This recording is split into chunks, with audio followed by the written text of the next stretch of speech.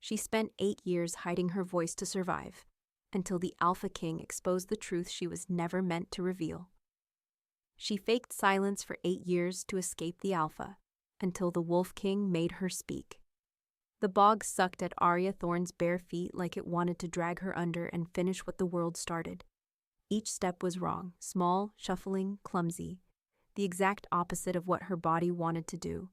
Her wolf wanted to run, to glide over roots and stones with easy grace. Instead, she stumbled through the storm like a fragile human girl who'd never shifted, never hunted, never howled. 8 years of pretending had carved that lie into her bones. Rain hammered the forest, cold needles on her skin, mixing with the blood where branches had torn her thin dress and opened old scars. The sky flashed white. Thunder rolled. But underneath it, Aria heard the sound that mattered. Boots. A lot of them. The king's hunters were close now. She could smell them. Wet leather, steel.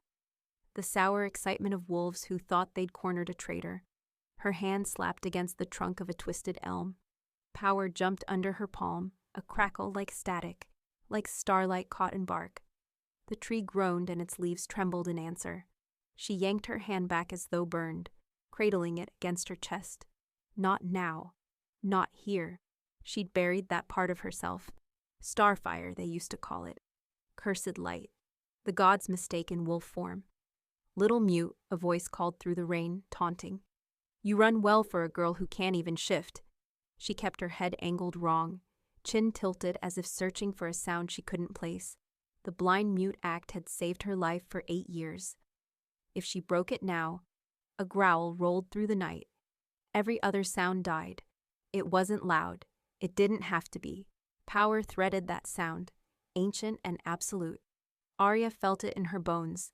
In the wolf she'd caged so long she sometimes forgot its real name. The hunters dropped to one knee without thinking. Submission was instinctive. The Alpha King had arrived. He stepped from the tree line like the dark had shaped itself into a man just to make everyone afraid. Darius Nightwind was a wall of muscle and lethal grace. Over 6.5 feet of king wrapped in wet black clothes. Rain sliding over the scars that bracketed his jaw and throat. The air went quiet around him. Not the storm, the world. Leave us, he said. 2 words, not loud, not shouted. The hunters scattered like dry leaves in a gale. Suddenly Aria was alone in the swamp with the most dangerous wolf in the 5 kingdoms. Her wolf pressed against her ribs, whimpering in something that wasn't fear. The king's gaze locked on her. Not on her torn dress or muddy feet. On her face. On her eyes she'd trained to stare just past people instead of at them. Aria Thorne, he said softly. You can stop pretending you don't hear me. Her blood turned to ice. No one here knew her real surname. To the palace, to the servants, to his mother. She was just Ari, the mute little Omega, who poured tea and threaded needles and tripped over rugs. He took a step closer. Mud didn't dare cling to him. You've been in my palace for 8 years, Darius went on. Voice cool, measured. In my mother's chambers, at my councils. In the library at night when you think everyone is sleeping. I've let you play broken. His eyes, a molten amber edged in black, flicked over her face. Tonight, that ends. Aria let her hands move, fingers trembling as they spelled clumsy gestures in the air, the ones she'd been taught to mimic long ago. The silent language of someone who could not speak, could not see. Darius watched, expression unreadable. Still acting, he murmured. Even now. He moved before she could flinch, a blur of speed that reminded every cell in her body what a real alpha was. His hand closed around her wrist. It wasn't rough. It simply didn't allow for the possibility of escape. Lightning shot through her at the contact. Her wolf slammed against its chains, howling. Her vision went sharp, storm and trees and king snapping into brutal focus. His scent hit her full force, smoke and snow and ironwood, threaded with something darker. Dominance. Night. Look at me, he commanded. Her gaze snapped to his without her consent. Mistake. The mate bond wasn't a gentle tug. It was a punch to the sternum. Aria's breath hitched. She bit her tongue on the sound. For 8 years, she'd trained herself to swallow every reaction, every instinct. But the electricity crawling over her skin now didn't know how to be silent. Darius's eyes flared, pupils swallowing gold. "You feel it," he said. Not a question. She yanked her wrist, desperate, and her sleeve tore. Everything stopped. The rain, the thunder, his breathing, her world narrowed to the pale inside of her own wrist, to the birthmark that glowed faintly in the stormlight. Not ink, not scar. A crescent of fractured starlight, fine lines like constellations fanned from it, too delicate to be anything but otherworldly. His thumb brushed the edge of it. Every place he touched burned and froze at once. "Incredible," he whispered. For the first time since she'd met him, his voice wasn't controlled. "They said your bloodline was gone, that the last starborn was burned at the stake before I was born." He lifted his gaze, and the hunger there wasn't simple alpha wanting. It was the look of a man who'd been starving for 10 years and finally smelled food. "You were supposed to be a myth, Aria, a warning story for pups." She found her voice like an old blade at the bottom of a trench. Rusted, heavy, real. "Not all of us died," she rasped. The sound hurt. Her throat felt flayed, unused muscle tearing with the effort. But she'd said it. 2 words. The first in 8 years. The king's fingers trembled on her skin. "If the council sees that mark," he said, golden eyes darkening, "they'll demand your head before dawn. The old laws are clear. Starborn wolves bring ruin, madness, collapse." Aria laughed, bitter and hoarse. "They're not wrong," his jaw flexed. "I didn't spend a decade hunting shadows just to watch them kill you now." Her breath stuttered. "You hunted me?" "Not you," he said slowly. "What you are. I watched my father die on a pyre meant for a starborn he never sheltered. They killed him anyway for refusing to help. I swore that night I'd find the last starborn. Not to slaughter, to prove the old stories wrong." Thunder boomed overhead. "Congratulations," Aria said, voice a rasp of broken glass. "You found your monster." He leaned in until his breath warmed her cheek. Up close, the scars on his throat were ragged, old burns that spoke of too much fire. "Trust me, little wolf," he murmured. "I know monsters. You're not what they are. Then what am I?"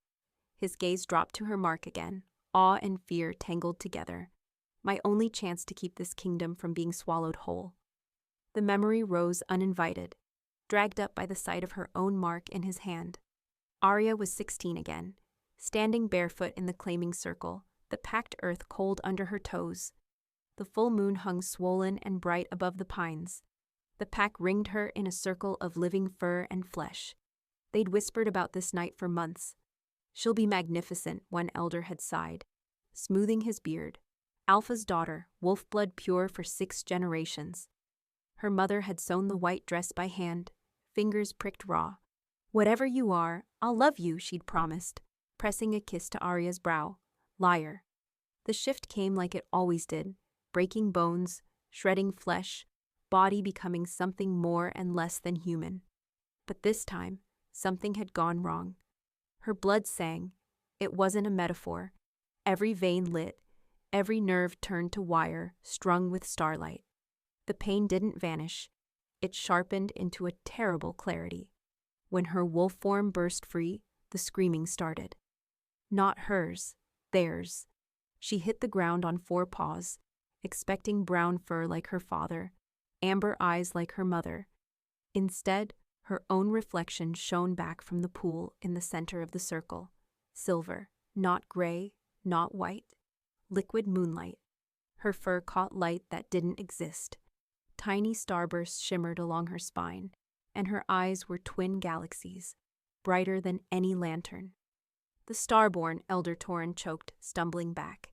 His scent turned acrid with fear. "It's the cursed line, the god's damned star spawn." "Kill it," another elder hissed, "before she calls the void down on us." Worst of all was her mother's silence. Aria padded toward her, paws leaving faint glowing prints in the dirt. She lowered her head, whining, brushing her snout against the hand that had tucked her in, braided her hair, soothed every nightmare. Her mother stepped back, then back again. Her father's voice came from somewhere far away, hollow and final. "We have no daughter." The moon might as well have gone out. She didn't remember shifting back. Only the cold of the forest floor under human knees, the sting of branches on naked skin as she ran.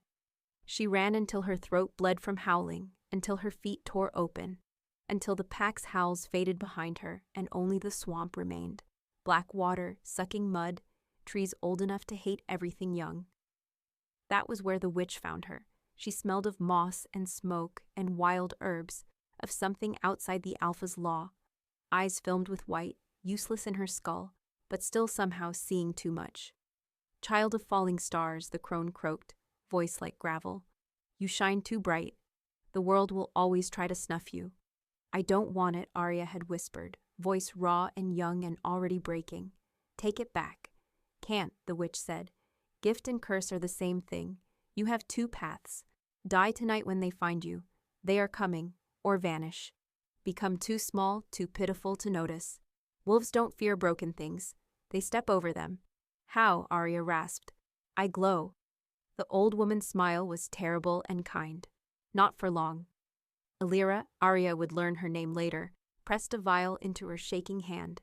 It smelled of metal and rain and the space between heartbeats. "Drink," the witch instructed. "It will help you dim. I will teach you the rest. How to walk wrong. How to listen like the blind do. How to lock your fire where no one can see it. People don't kill what they pity. They just forget it exists." Aria swallowed the potion. It tasted like the last time she would ever be herself. Section 4. The years that followed were a slow, deliberate death. Alira taught her how to rearrange her body.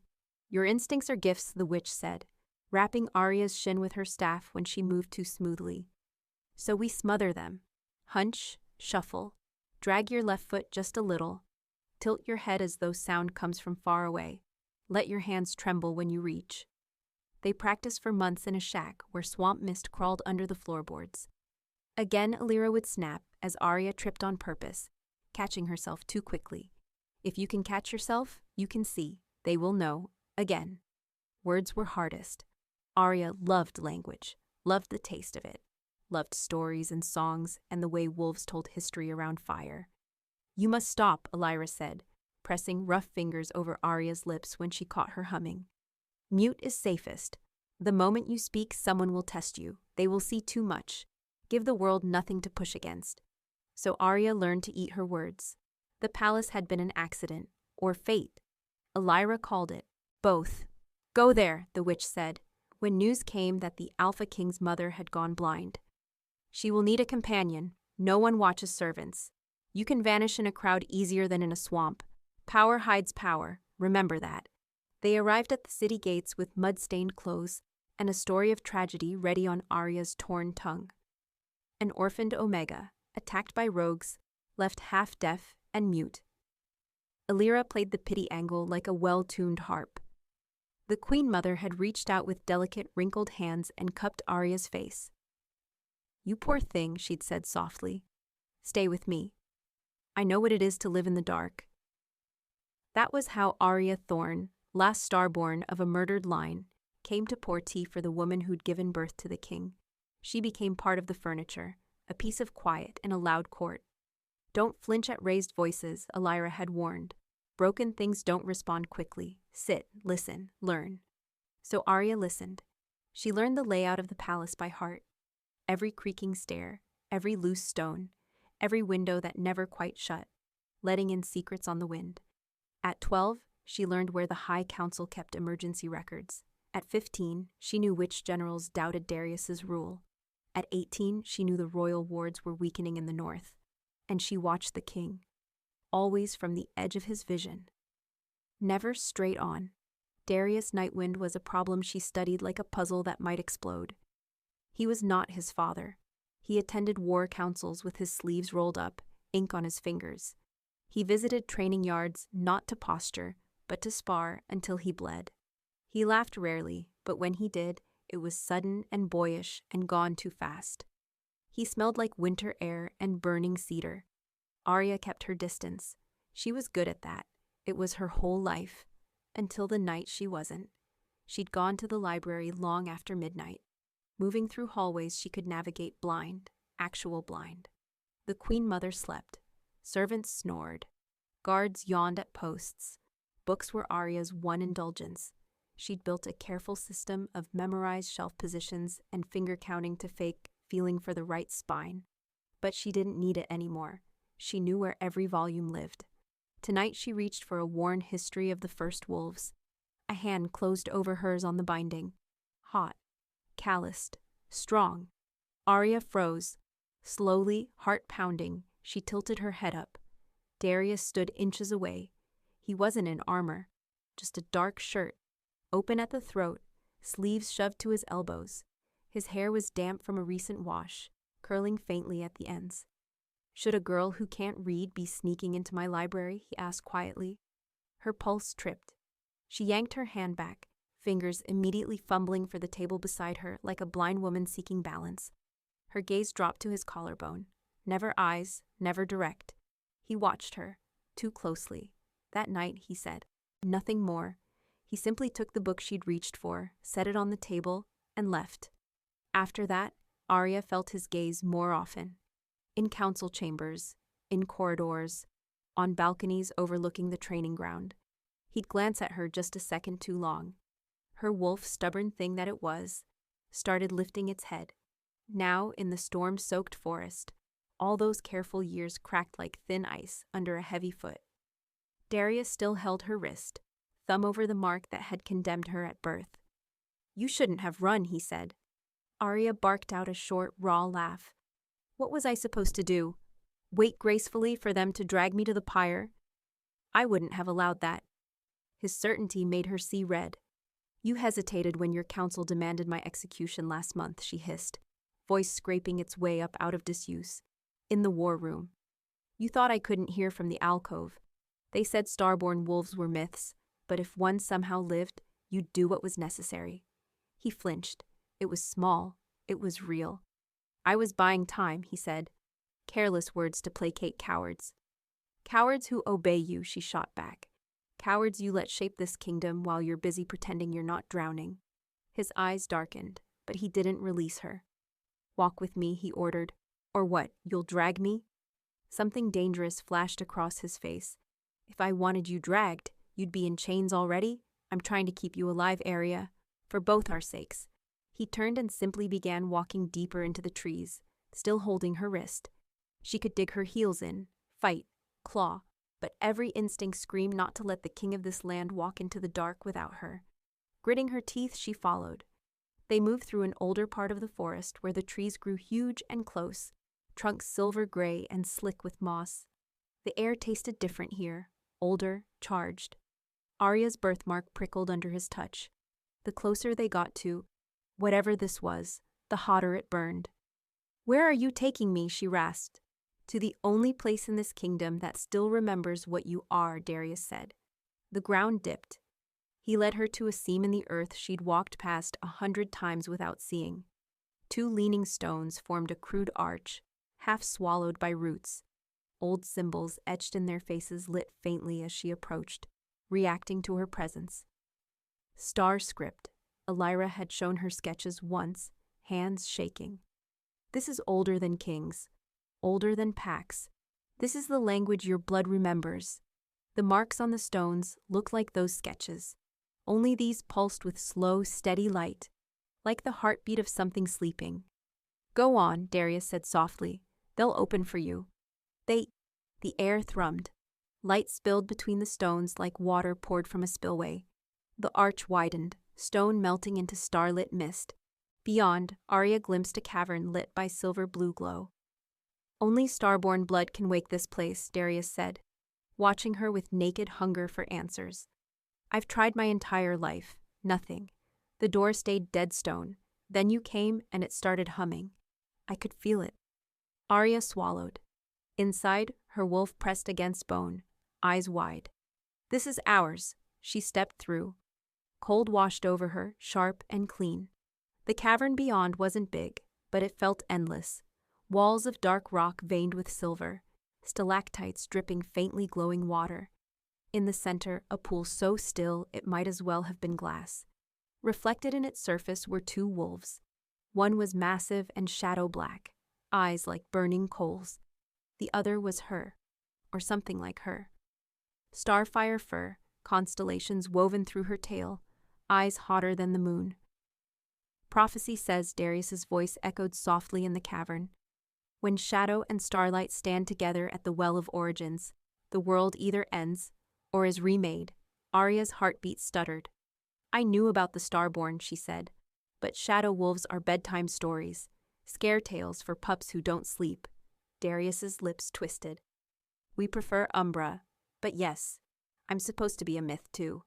He stepped into the pool's reflection. For a moment, the shadow wolf shape reared behind him, vast and terrible. Then it snapped back, contained by his human skin. Our bloodlines were created together, he said quietly, to balance each other. The histories call you the moon's blade. They call us the night's shield. And the stories say Starborn drove Umbra mad, Aria rasped. That's why we were hunted. The stories were written by people afraid of anything they couldn't chain, he replied. You weren't cursed. You were too powerful to control. So they turned you into a plague in the songs and burned you in the streets. He turned to face her fully. The void stirring in the north? The things scratching at the edges of our reality? They're not a storm I can hold back alone. That's what my father died trying to do. And he wasn't even Umbra, just a stubborn wolf with a crown. He took her ruined sleeve gently, lifting her wrist again, eyes on the star mark. I need you, he said simply. Not as a weapon I own, as the other half of a thing I don't fully understand. The bond between them thrummed, frayed, unfinished, hungry. Aria wanted to step back. She wanted to step closer. Instead, she said the one truth she could admit. Everyone who's ever known what I am has tried to kill me or use me. His gaze didn't waver. Then let me be the first who learns how to stand beside you instead. The well gave her a vision when her fingers brushed the water. It wasn't images at first. It was sensation, falling, burning, running, dying, over and over and over. She saw herself in a dozen lifetimes. Different names, same, soul behind the eyes. Always silver, always chaste. Always finding an Umbra wolf whose shadow felt like home. Always losing him. Sometimes she died first. Sometimes he did. Sometimes they both did together in some doomed, glorious, utterly stupid act of defiance. Each time, the same thread wound through the carnage. They never stood together soon enough. The last vision made her gasp aloud. Fire ate the palace she'd served in for 8 years, not red flame, black. It chewed through stone like wood, leaving absence where walls had stood. Void wolves, wrong, twisting things made of hunger and nothing, poured through streets slick with nightmares. At the center of it all, an Umbra wolf fought alone, surrounded, bleeding, refusing to fall. Darius, when the vision released her, she was on her knees. The cold stone bit through her skin. Darius was in front of her, hands on her shoulders, fingers tight. What did you see? He demanded. The end, she whispered. Again, he swallowed. Can we stop it? That depends, Aria said, throat raw. On whether your council decides to burn me before the void does. He cursed under his breath. It was low and vicious and almost made her smile. We'll face them, he said. Together. You keep saying together like your people will accept that, she croaked. They don't have to accept it, he said. They just have to live long enough to see it work. They stepped back through the stone gate before dawn. The storm had passed. The world looked freshly scrubbed and fragile. By the time they reached the palace, the alarms were already ringing. Servants ran through halls, baring teeth in fear. Guards scrambled into armor. The scent of panic was a living thing. At the throne room doors, Commander Ivra blocked their path. Her copper eyes flicked from Aria's muddy dress to the king's grip on her arm. Explain, she snapped. She fled. We were ordered to bring her in chains. I changed my mind, Darius said. She comes in with me, unbound. Ivra's lip peeled. She's an Omega. She's not, he said sharply, and you'll address her as Aria from now on. Murmurs rippled back through the assembled guards. The doors opened. Inside, the High Council had already gathered. 12 wolves in fine clothes bearing old scars and older grudges. The Queen Mother sat at the center, her blind eyes pinning Aria with unsettling accuracy. Why, the Queen Mother asked. voice soft but edged. Is the girl who lied to my face for 8 years standing beside my son? Aria's gut twisted. She'd brought tea to this woman, brushed her hair, read to her in the evenings with quiet, stolen voice when no one else was present. I will answer that, Darius said, stepping forward. But you will listen before you judge. Counselor Merrick, thick-necked and ruddy, slammed his fist on the arm of his chair. She's a snake you let live in your mother's nest. She pretended to be damaged to spy on us. On who? Aria rasped before she could stop herself. The woman who told everyone she was too old and tired to bother with coups? The king who stays up until dawn every night trying to keep you bastards from marching this kingdom into another pointless war, her voice echoed. Every head whipped toward her. There it was. The line crossed. So the mute can talk, someone sneered. Ivra's hand went to the sword at her hip. Enough. The king. She's starborn, Darius said, cutting through the rising roar. Silence dropped like a stone. He didn't soften it, didn't dress it in politics. Just laid it bare in the center of the throne room and waited for the explosion. Counselor Veleth, oldest of the 12, slowly rose to her feet. Show us, she whispered. Aria's heart hurt. She could lie. She could pretend the mark was an old burn, some trick of light. Or she could stop hiding and let the world finally decide what to do with her. Hands shaking, she pulled her sleeve back. Gasps hissed through the chamber. A few wolves dropped to one knee without meaning to. Old instincts, older than law, older than the songs. Others recoiled. Abomination, Marek spat. You brought a walking curse into this hall, my king. You dare present her as anything but a threat. The threat is coming whether she stands here or not, Darius growled. His eyes bled black around the edges, umbra stirring. You've all felt it, the thinning in the north, the dreams, the way shadows move wrong at the edge of lantern light. That's the Starborn's doing, another counselor shrilled. Her presence called it. The old stories. The floor shuddered, then broke. It didn't break like stone should. It dissolved. Marble turned to smoke, then to a fine black dust that smelled like extinguished suns. A hole yawned in the center of the throne room, deep and wrong. From it, things crawled. They weren't wolves. They weren't anything. Void hounds, the old stories called them. Hunger with teeth. Shadows given just enough form to kill. Where they passed, tapestries withered, torches went out. Air turned cold enough to burn. Guards, Ivra roared, shifting mid-leap. Her wolf form was massive and russet, jaws closing on the first void beast's throat. Her teeth passed straight through. The creature laughed, not aloud, in their heads. Aria staggered as a wave of nothing washed over her. It was worse than pain. Pain meant something was still there to hurt. This felt like being erased. Everyone back, Darius shouted, his powers slamming into the room like a shockwave. Wolves scrambled toward the walls, dragging the Queen Mother with them. A void hound turned its absence of eyes on the old woman. Aria moved without thinking. All the little tricks of brokenness fell away. Shuffling gait, tilted head, hiding hands. Her wolf surged up, not fully shifting yet, but flooding her limbs with strength. She crossed the distance in a heartbeat, interposing her body between the Queen Mother and the oncoming maw. The hound lunged. Aria met it with her bare palm. Starfire erupted. It wasn't gentle. It wasn't pretty. It wasn't the soft silver glow she remembered from moonlit shifts as a child. This was white-hot rage made light. Her mark burned, lines flaring across her skin like cracks in cooled lava. The void hound shrieked, its form fracturing, edges shredding as the starfire ate it. In 3 seconds, it was gone, not dead. That implied something had lived. It was simply unmade. The chamber went dead still. Aria stood there breathing hard, hair whipping in the wind of collapsing void, hands haloed in brutal light. The controlled lie of her body was gone. Her posture was straight. Her eyes were sharp. Her wolf stared out of her face. That, Merrick whispered hoarsely, is exactly why they were hunted. That is not natural. Neither are the things crawling out of my throne room, Darius snarled. More void hounds hauled themselves through the rupture. Aria didn't think.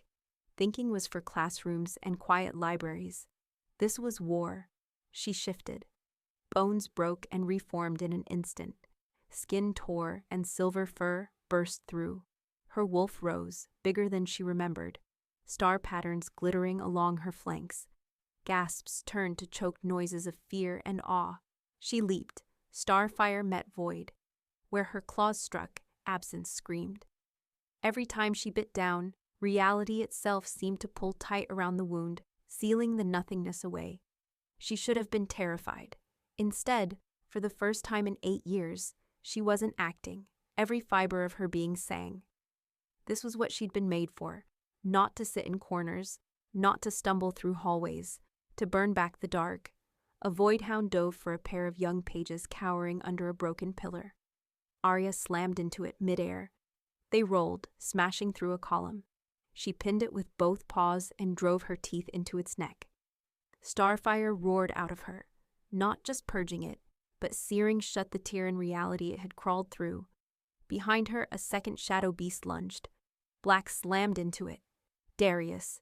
His umbra wolf was a living eclipse, taller at the shoulder than any alpha she'd ever seen.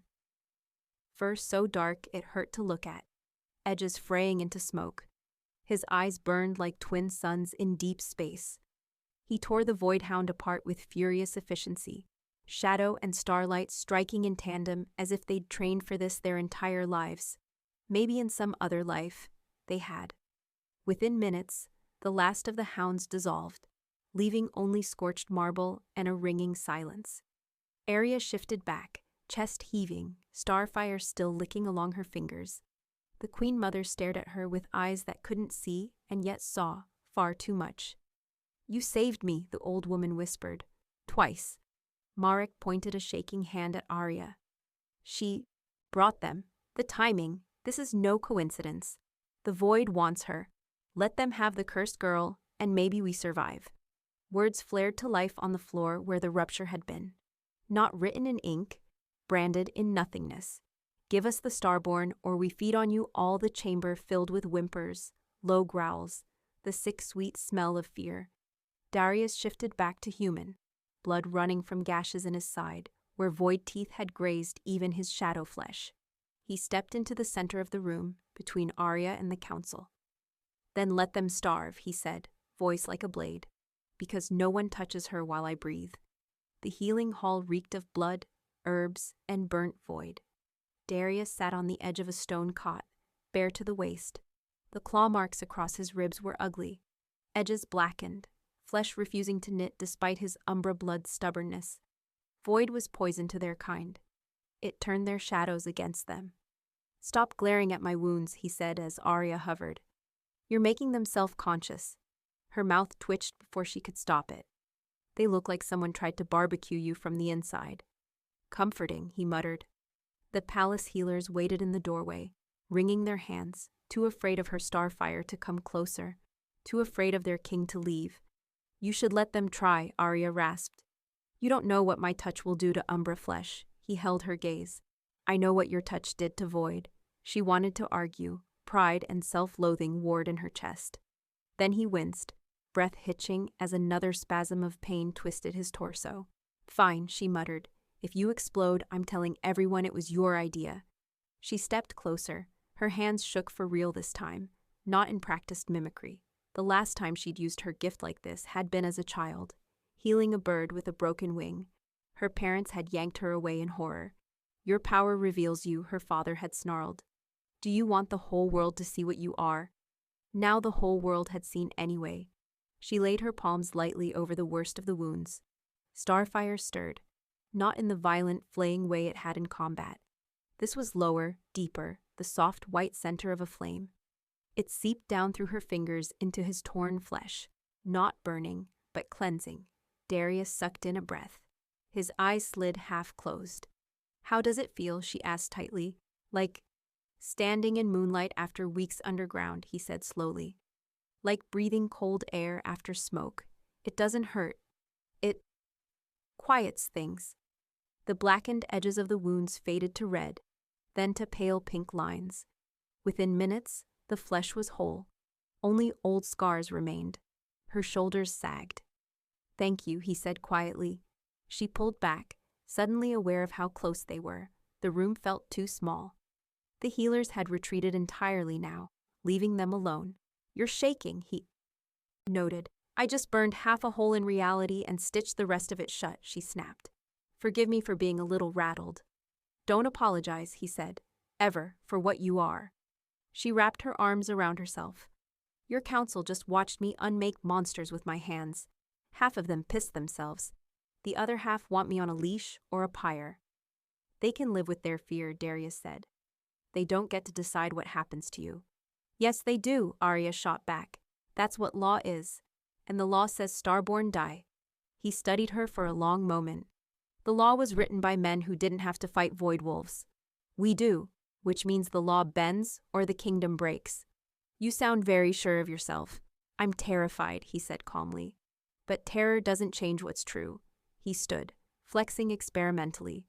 No pain, no weakness. He crossed the space between them in 3 steps and opened a drawer in the low cabinet by the wall. When he turned back, he held a dagger. It wasn't large. 10 inches of pale metal, hilt wrapped in worn black leather.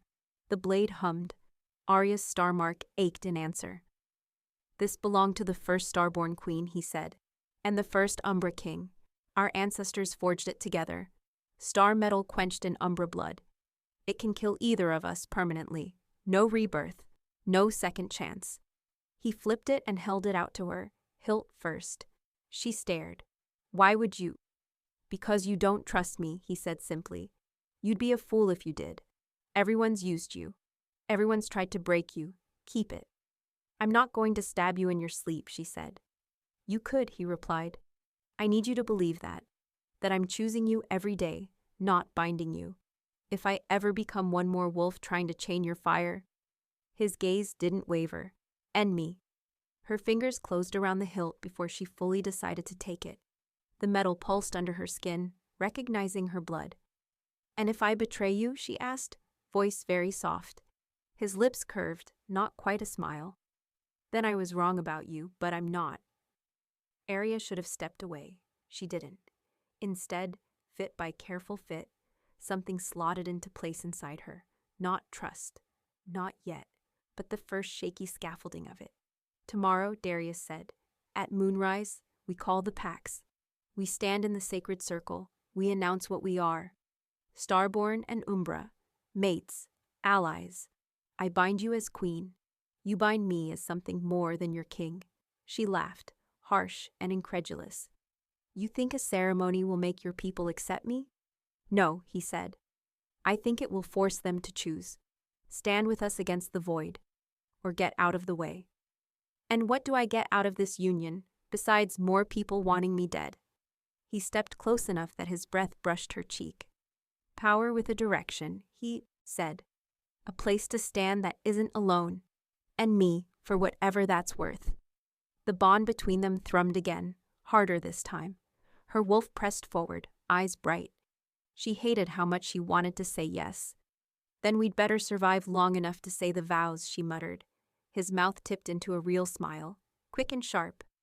I intend to, he said. I made the mistake of finding you far too late in this life to lose you quickly. The night of the ceremony smelled like rain that hadn't fallen yet.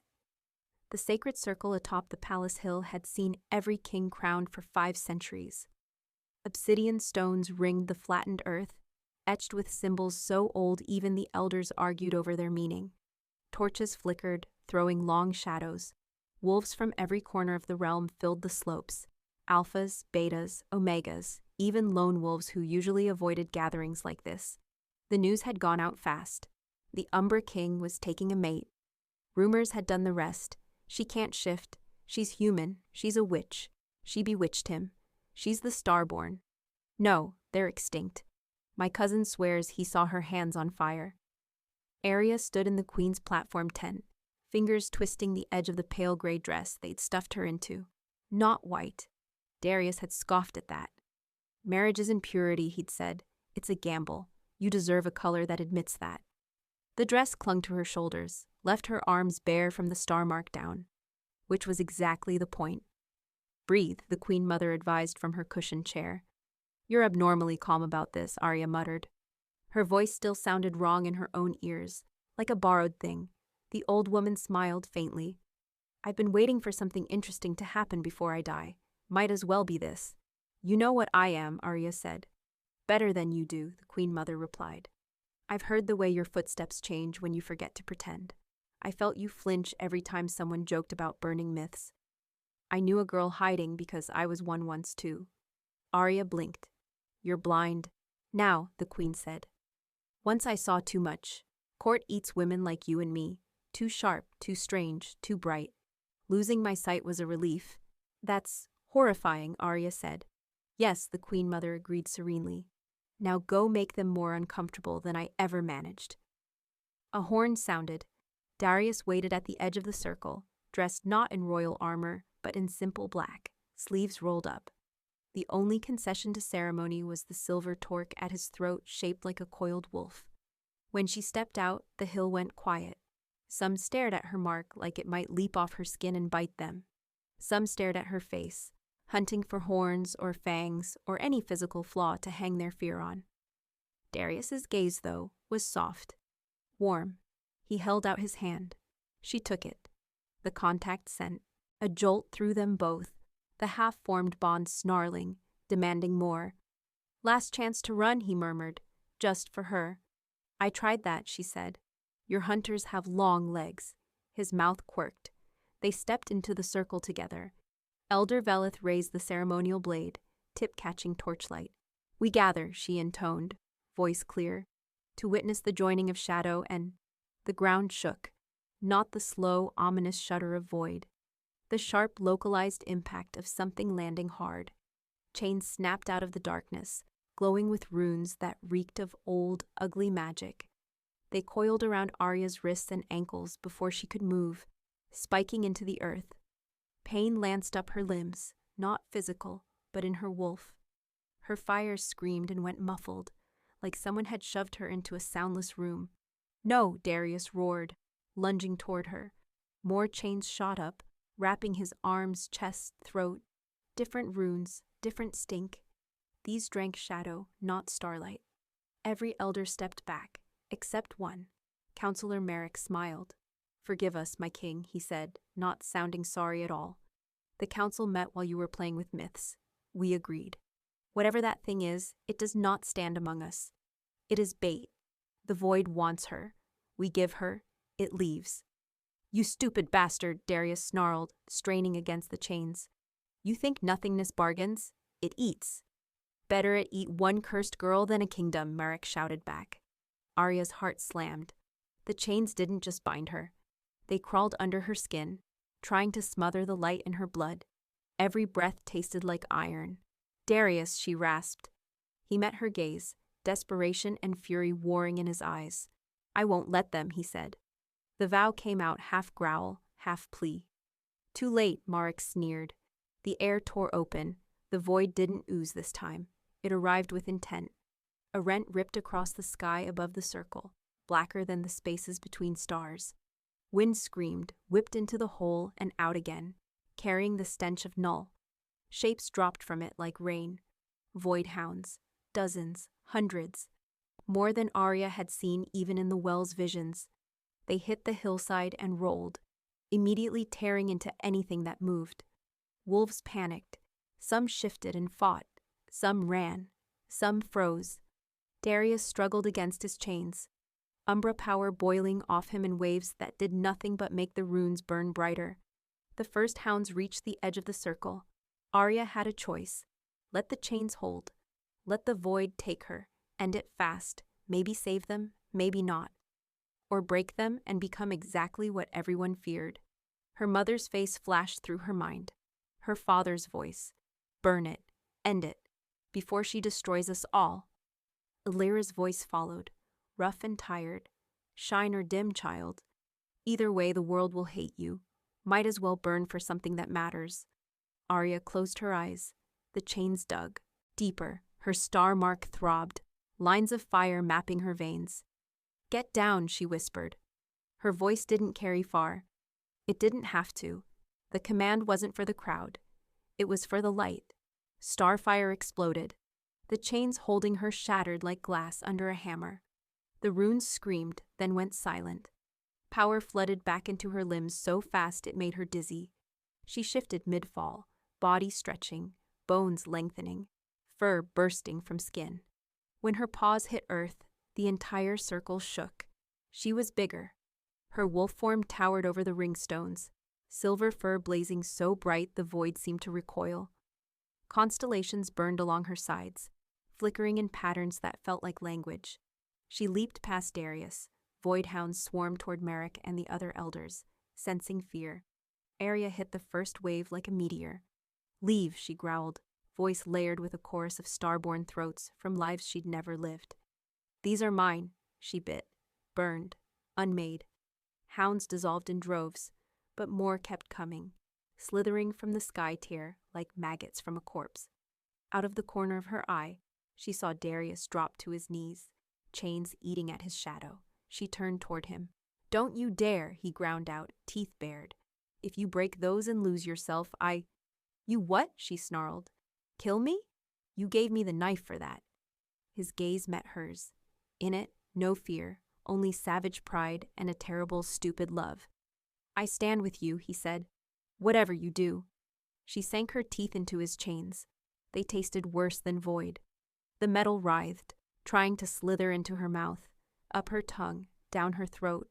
She burned hotter. Starfire poured from her jaws, traveling along the vicious links, eating runes, purging the shadow-eating poison. With a deafening crack, the chains broke. Umbra roared free. Darius' wolf exploded out of his skin, shadow pouring over the circle like ink dumped in water. It met her light in a clash that should have canceled out. It didn't. It fused. For a heartbeat, Aria saw from outside herself. Two wolves, one star, one night, stood back to back in a storm of nothingness. Where her light passed, void shrieked and evaporated. Where his shadow flowed, it gave her flames shape, direction, turning wild light into blades. They moved together like they'd trained for this. They hadn't. The tear in the sky pulsed. Something bigger pushed at its edges. A head forced its way through. Not a wolf. An absence shaped like one. Antlers of cracked darkness branching from its skull. Eyes twin pits of so deep a nothing it felt like falling. The hollow Alpha. "You are late, little star," it said without moving its maw. The voice was inside her skull. "You were meant to die 3 cycles ago. The world keeps rewriting itself to keep you alive. How tiresome." "Get out of my sky," Aria snarled. It laughed. The sound scraped her bones. "You burn so bright. You always do. Then you die. You always do. This time, when you fall, there will be no rebirth, no next life. You and the shadow dog beside you end here." Fear lanced through her. Real, ugly. Darius pressed his flank against hers, anchor solid. "Let it talk," he said. "We kill it faster if it underestimates us." Aria bared her teeth. Together they leaped.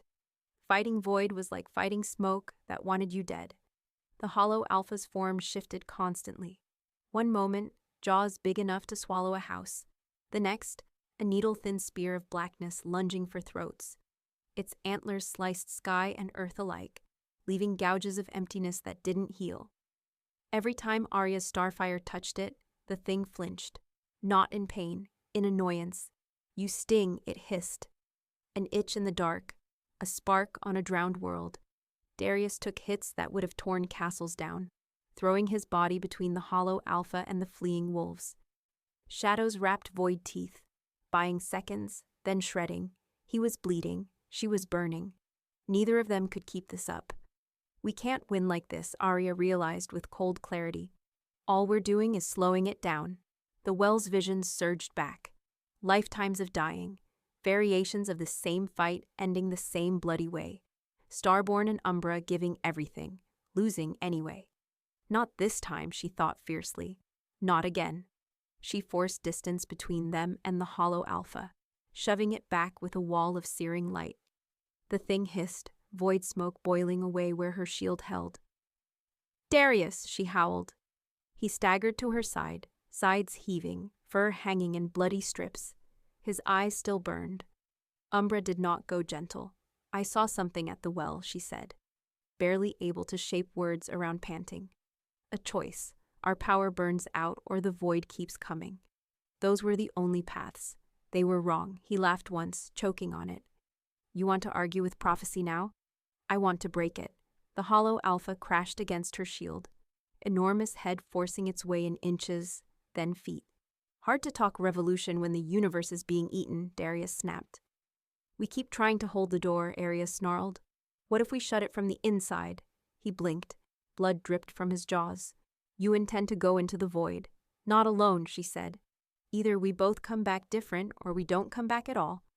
But we stopped dancing around this thing's edges. Silence stretched a fraction too long. You reckless, blazing idiot, he said finally, voice full of savage admiration. The hollow alpha shoved harder. Her shield buckled. Decide, it roared. Voice cracking the air. Die now or die slow. It is all the same. No, Aria said quietly. It isn't. She dropped the shield. Light and shadow twisted around them, spiraling upward. For a heartbeat, she felt the world fall away. The hill, the palace, the fleeing wolves.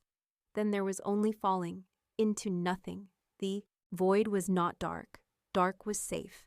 Dark meant the absence of light, but not of everything. This was lack. No up, no down, no breath, no time. The hollow alpha's presence pressed on them from every side. You have no form here, it said, leisurely. You have no voices, no bodies to hold your precious fire and shadow. You are thought. Thought is so easy to unmake. Aria felt herself coming apart. Memories frayed. Her mother's face, Elira's shack, the Queen Mother's wry smile, Darius's hand closing over hers in the circle. Her wolf howled, not aloud, in essence. Darius's presence flared next to hers, a knot of stubborn will that refused to dissolve. Hold on to me, he said. She heard him not with ears, but with everything that was still hers inside this nothing. How, she thought. I don't even know where I end.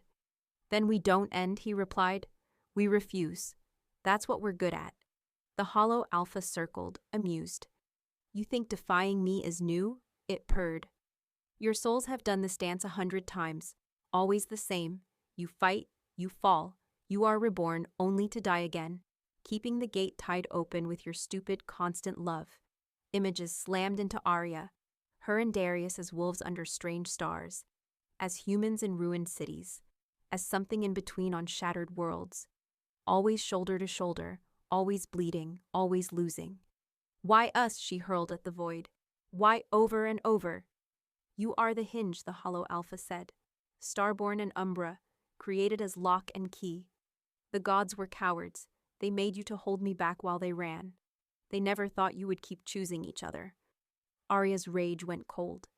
We're not their tools, she said. You are exactly that. No, Darius cut in. Voice a hard, steady line. We're done playing doorstop. Aria grasped for the memory of the well, the pool, the visions. There had been a third option, buried under fear. A flicker of something she hadn't understood. Change the rules, not the void, not the gods, them. What if we stop making this about us, she thought. Darius's presence flickered in confusion. Aria, she's right, another voice cut in. Elira. Not the witch's body, she was long dead. Her spirit burned suddenly beside them, silver bright. Behind her, others rose, dozens, hundreds, all starborn. All the lives Aria had been. All the ones who'd never made it this far. We were always meant to be more than one line, Lyra from 3 lives ago said. We hoarded the light, another Aria admitted bitterly. Took it all into ourselves. Made it easy to hunt us. This time we share it, Aria said. The realization hitting her like sunrise. We seed it. Break it apart. Give every wolf a piece. Not all at once. Bloodlines. Choices. Not curses. That means you won't be unique anymore, Darius said. You'll be ordinary. She felt him trying to accept that, trying to let her go. You too, she said. Umbra, scattered, no more single points of failure, no more one king fighting alone. The hollow alpha lunged, panic flickering across its vast non-face. Stop, it boomed. You are made as you are. You cannot. Watch us, Aria said. She let go, not of herself. of the idea that she had to be the container for all that starfire. She opened every lock she'd been born with, every gate in her blood. The light tore out of her, not away from her, but through burning patterns into the nothing. Darius did the same. Umbra Shadow followed, coiling with her light, not smothering it, not consuming it, partnering. For the first time, Star and Night moved without gods or prophecies yanking the strings. Together, they grabbed the tear that was the hollow alpha and dragged. Not shut, sideways. They didn't seal the void. They shoved it into a shape that fit a new universe. One where it could not simply leak through fear and story. One where it needed doors, many doors. Those doors, they scattered. Into bloodlines, into choices, into small bits of danger wolves would sense and share, not one apocalyptic chasm, only two souls could guard. The hollow alpha screamed as it stretched, fragmented, became smaller, more numerous. Less God, more disease. Something a world could live with instead of die to. You will burn out, it shrieked. No, Aria said, feeling her wolf settle, smaller, quieter, but alive. We'll dim, that's different, the void shuddered. Then there was ground under her paws. She lay on her side in the sacred circle, naked, rain cooling her overheated skin. The sky above was ordinary black. No rips, no void, just clouds easing apart to show a thin sliver of moon. Wolves ringed the hill, staring, some in human form, some half-shifted, some still bleeding. The carnage was real. The dead were real. Nothing they'd done had made this clean. Beside her, Darius groaned and rolled onto his back. Are we alive? He muttered. Aria flexed her fingers. Starfire answered faintly, like embers under ash. Her mark still glowed, but softer. Less branding, more memory. We are, she croaked. He laughed weakly. Damn, she turned her head. His umbra presence was still there, but it felt diffused. Less crushing, less singular. He was still alpha, still king, still wolf. But he wasn't the only shadow holding the line now. Around them, she could feel it. Tiny sparks in other wolves. Flickers of starlight in an omega pup sobbing into her mother's fur. A curl of controlled shadow in Eva's stance as she stood guard. The power was spread, blunted, safer. We did it, Elira's voice whispered faintly in the back of her mind. Now try not to ruin it. The Queen Mother hobbled into the circle on her cane, ignoring every attempt to stop her. Her bare feet sank into scorched dirt. Stand up, children, she said briskly. If you can shift the nature of reality, you can certainly manage to stand. Aria dragged herself, upright, dragging the shredded remains of her dress around her. Darius pushed to his feet beside her, wavering only slightly. Marek knelt near the edge of the circle, hands shaking, eyes huge. Fear and awe warred on his face. The void, he whispered. It pulled back. The cold in my bones is gone. Not gone, Aria rasped. Changed. You'll still feel it. We all will. But it can't chew through the sky anymore just because we're afraid of stories. You broke prophecy, Elder Velith said slowly. The old songs said you'd either die saving us or fail, and we'd die with you. Old songs are boring, Darius said. We improvised. A few wolves actually chuckled, hysterical and thin. So what are you now? Ivra asked abruptly, stepping forward. Her copper eyes still held judgment, but it was less simple than it had been. If you're not our executioners, if you're not our shields alone. Aria looked at the faces around her. Some still hated her. That wouldn't vanish. Some looked at her like religion. That was just as dangerous. I'm Aria Thorne, she said slowly. Last starborn of the old line. First of the new. I'm not your goddess and I'm not your weapon. I'm a woman who got tired of dying for a world that never bothered to change. She reached for Darius's hand. He took it without hesitation.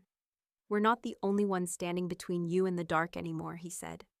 Voice strong despite exhaustion. You felt it when the void pulled. The shadows in you answered. The sparks in your blood lit. This fight is all of ours now. Murmurs rippled through the crowd. What about the laws? Someone shouted. Starborn are cursed. Umbra are. Aria lifted her marked wrist.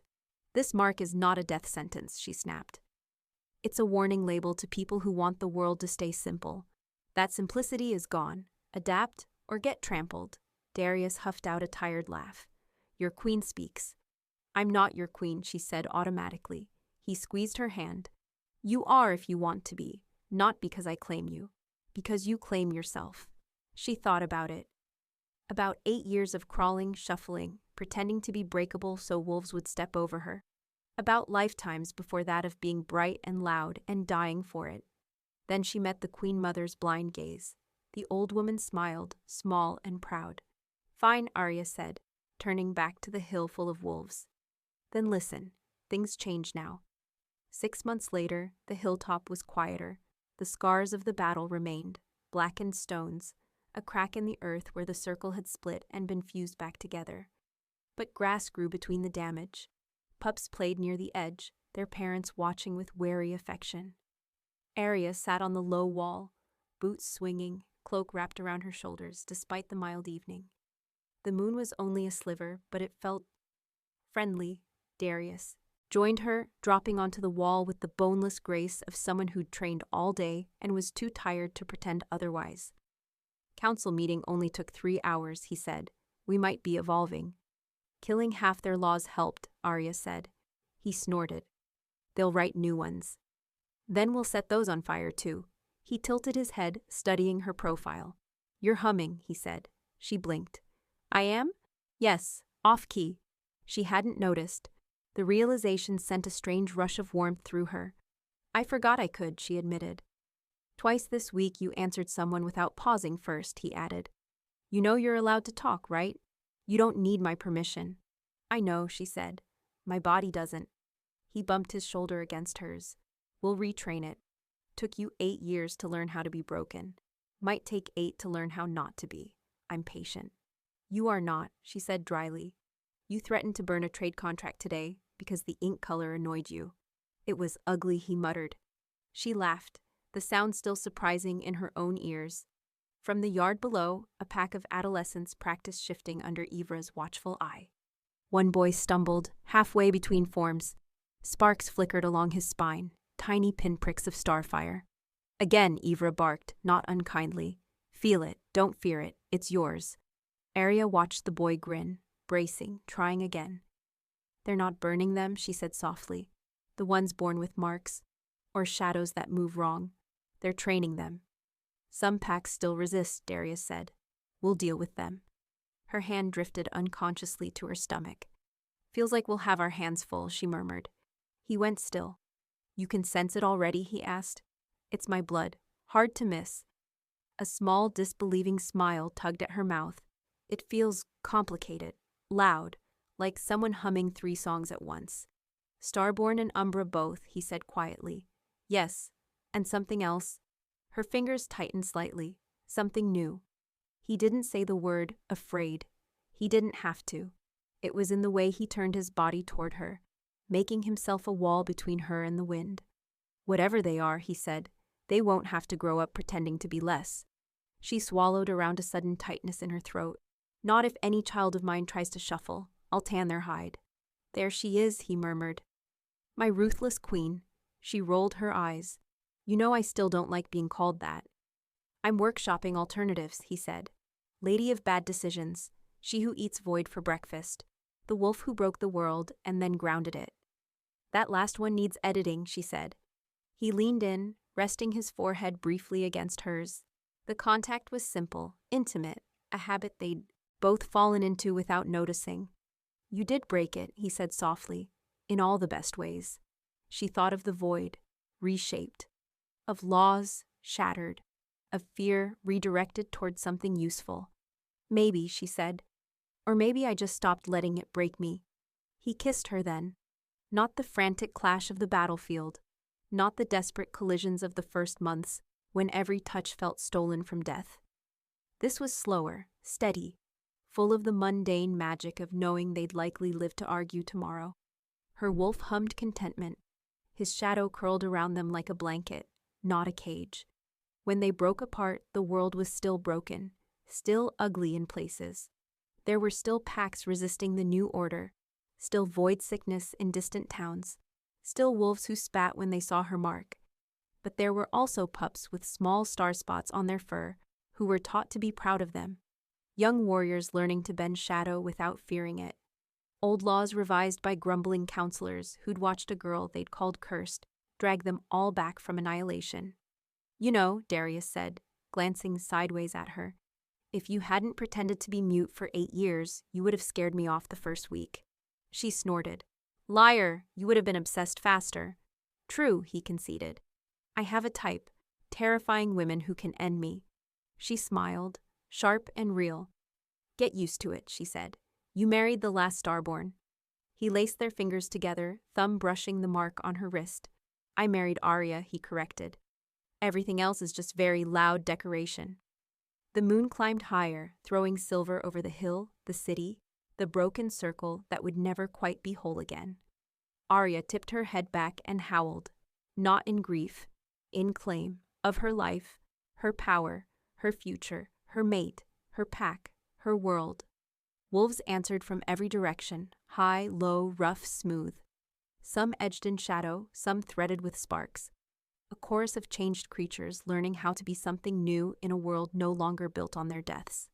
For the first time in this life, in any life, the sound didn't end in silence. It ended in promise. The End subscribe, now for more dark, addictive werewolf romances that burn hotter than starfire.